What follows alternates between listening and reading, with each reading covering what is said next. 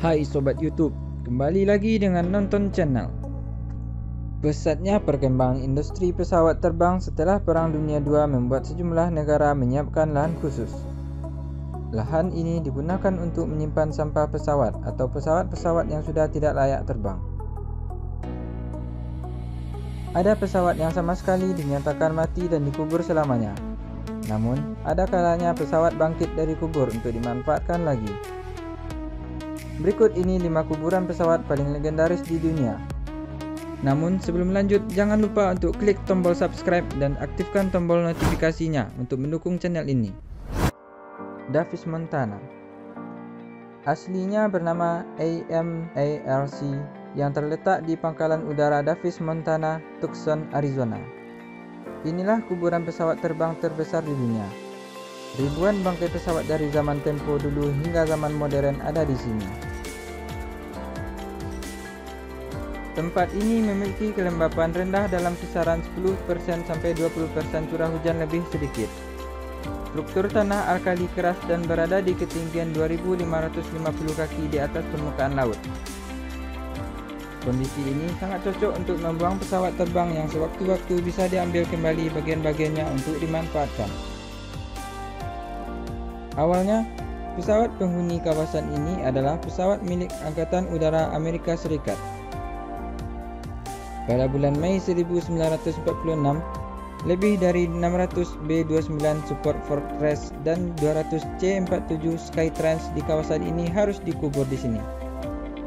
Pesawat-pesawat tersebut dipindahkan ke Davis, Montana. Beberapa diawetkan dan beberapa direnovasi untuk kembali beraksi dalam Perang Korea. Kuburan pesawat Victorville, California. Lokasi ini berdekatan dengan Southern California Aviation, sebuah industri yang menyediakan berbagai fasilitas untuk industri pesawat terbang. Kuburan pesawat Victorville awalnya adalah milik perusahaan penerbangan George Air. Maskapai ini aktif pada tahun 1941 hingga 1992.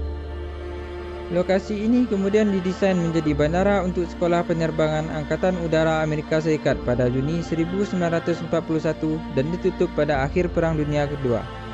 Bandara bekas ini memiliki runway utama sepanjang 15.050 kaki dan sebuah runway cadangan sepanjang 9.138 kaki.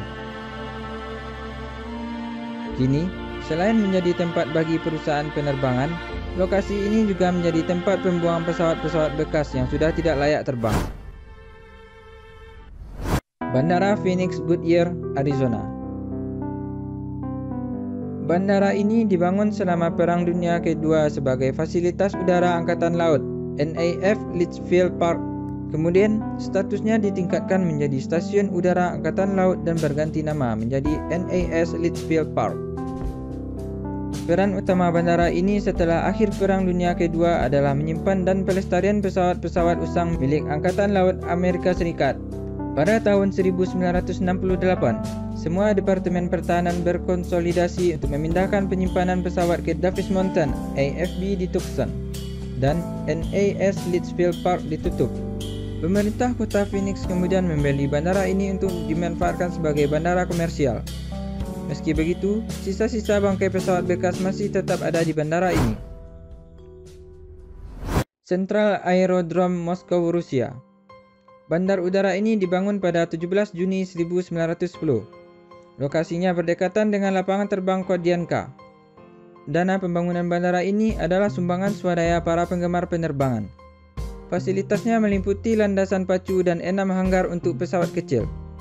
Bandara ini dipakai sebagai bandara pesawat komersial untuk kali pertama pada 15 Juni 1923. Kala itu, sebuah pesawat rute Moskow Königsberg Berlin resmi mendarat di bandara kecil ini. Kini, setelah tidak lagi aktif, tempat ini menjadi rumah bagi pesawat-pesawat yang tidak terpakai. Roswell International Air Center, New Mexico. Di tempat ini, pesawat-pesawat bekas disimpan dengan baik. Meskipun statusnya sebagai sampah, namun bukan berarti dibiarkan saja. Tempat ini dipilih karena luas. Berada di gurun wilayah barat Amerika Serikat, tempat ini memiliki kelembapan yang rendah sehingga pesawat-pesawat yang disimpan tidak mengalami korosi. Beberapa pesawat yang disimpan di sini juga ada yang diremajakan kembali, tentu dengan persyaratan yang ketat. Itulah kuburan pesawat terbesar di dunia.